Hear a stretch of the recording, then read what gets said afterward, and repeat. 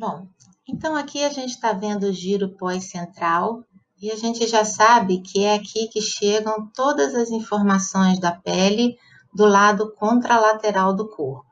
Então, esse giro, que é esse espaço compreendido entre dois sulcos, foi chamado de córtex somatosensorial, justamente porque ele recebe todas essas informações. Se a gente for olhar mais a fundo, né, como esse córtex somatosensorial se apresenta, a gente percebe que existe uma representação de cada área da pele do lado contralateral.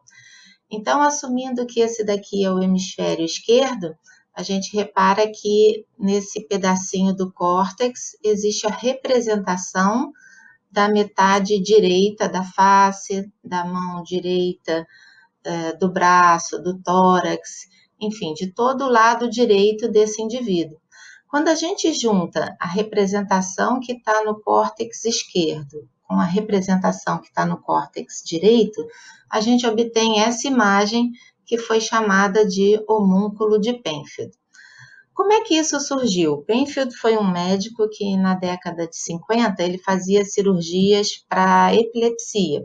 Então, a epilepsia é uma doença onde existe a apresentação de um foco epiléptico, ou seja, um pedacinho do córtex que tem neurônios anormais e que disparam essas crises convulsivas. Então, a ideia do Penfield era fazer uma cirurgia onde ele pudesse retirar esse pedacinho do córtex que estava doente. Para isso, ele acabou desenvolvendo um tipo de cirurgia onde ele foi capaz de, com o paciente acordado, fazer estímulos sobre o córtex. Ele queria achar o foco epiléptico, mas ele acabou descobrindo que toda vez que ele estimulava esse pedacinho aqui do córtex no giro pós-central, por exemplo, o indivíduo, o paciente que estava acordado, é possível fazer uma neurocirurgia com o paciente desperto, quando ele tocava aqui no córtex, o paciente dizia que sentia algo na bochecha do lado direito, no lábio do lado direito. E assim ele foi mapeando. Então, ele foi anotando que cada pedacinho do giro pós-central, quando estimulado, correspondia a uma sensação no lado contralateral. Foi por isso que surgiu esse homúnculo de Penfield, que é essa representação somatotópica que a gente tem no córtex S1 ou no giro pós-central. Bem, mais tarde, quando já se conhecia bem esse mapeamento do giro pós-central, foi possível fazer um mapeamento mais detalhado. Em que sentido? Se mapeou todo o trajeto, desde um receptor lá na ponta dos dedos até a representação desse receptor aqui no giro pós-central. Então, é o seguinte, para fazer esse experimento é necessário colocar eletrodos no próprio giro pós-central e a partir desses eletrodos colocados nessa área, é possível detectar potenciais de ação que estão acontecendo em resposta a um estímulo lá na periferia. Então, aqui a gente está vendo a representação, né, de 3 dedos, dedo 1, dedo 2 e dedo 3.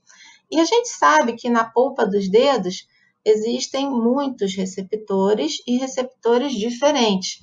Um exemplo são os receptores de adaptação rápida, os mecanoreceptores de adaptação rápida ou os mecanoreceptores de adaptação lenta. Então, o que se viu é que isso aqui, que é um campo receptor, essa área em vermelho, é o campo receptor de um mecanoreceptor de adaptação lenta. Enquanto que esses 3 campinhos aqui são campos receptores, representados em verde, de mecanoreceptores de adaptação rápida. Então, lembram quando a gente falou da modalidade sensorial lá no começo da aula? Não seria possível, apesar deles dois serem mecanoreceptores, que essas informações originadas aqui na polpa dos dedos em algum momento se misturasse, porque senão a gente ia perder essa discriminação, eu não ia saber que receptor está sendo estimulado. Então, o que se viu é que esses receptores se mantêm segregados até o giro pós-central, de tal forma que o receptor que se adapta lentamente, ele sempre atinge o giro pós-central numa única camada desse giro pós-central, que é a camada 4, mas também numa coluna inteiramente dedicada àquele estímulo de adaptação lenta. Por outro lado, os de adaptação rápida, que estão na mesma posição, não é mesmo?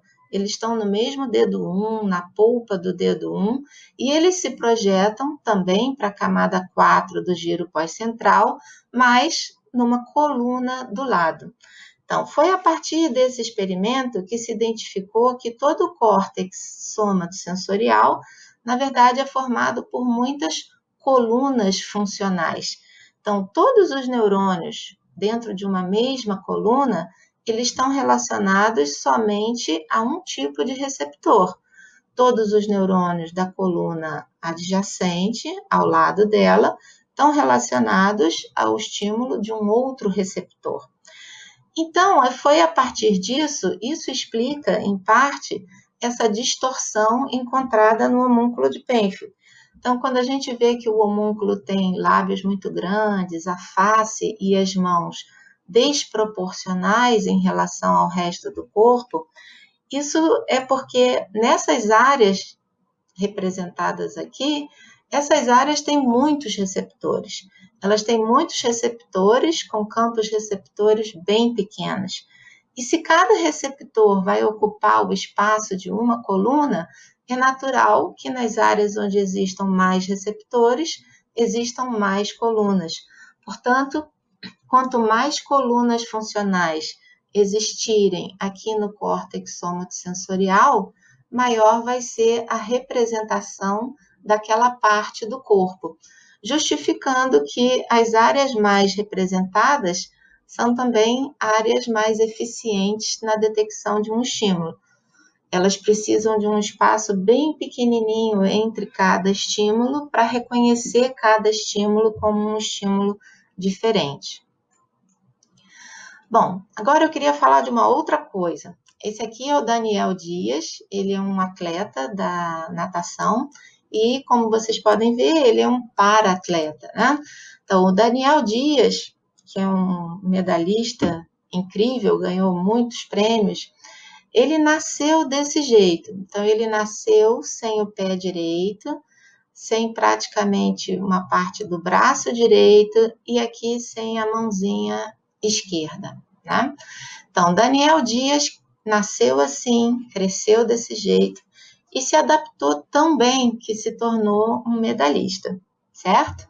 Então, a gente tem um outro exemplo de uma outra atleta, dessa vez ela é americana, e a Amy Purdy é campeã de para-snowboard. Então, a gente aqui está vendo a atleta com a sua prancha e reparem que ela não tem os dois pés.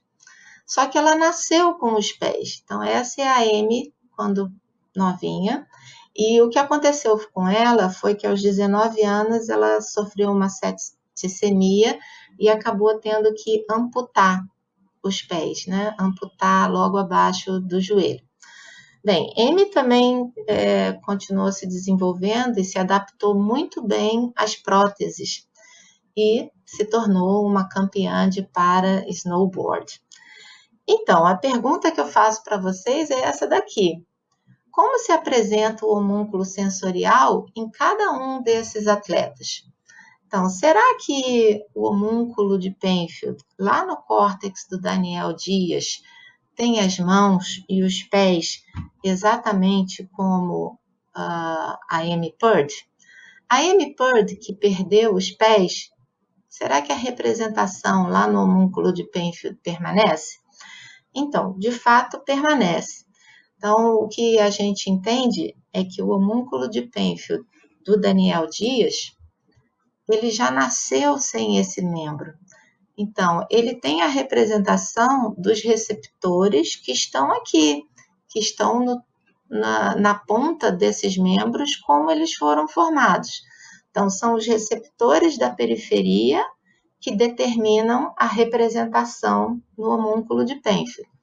Então, o homúnculo de Penfield do Daniel Dias não tem essa mão nem esse pé, mas, de fato, ele parece ter uma maior sensibilidade no coto do membro do que aqui no tórax ou nas costas, né? Enquanto que a Amy Purdy, ela tem a representação dos pés no homúnculo de Penfield. E isso leva a uma outra pergunta. Será que quando a gente perde um membro, né? Será que quando existe uma amputação, o córtex se reorganiza? Então, parece que sim. Esses experimentos foram feitos aqui com o macaco coruja e eles começam assim. Primeiro, existe o macaco saudável, né? É um macaco jovem e ele aqui está representado os 5 dedos da mão do macaco. É possível mapear esses 5 dedos aqui no córtex do giro pós-central, no córtex somatosensorial do macaco.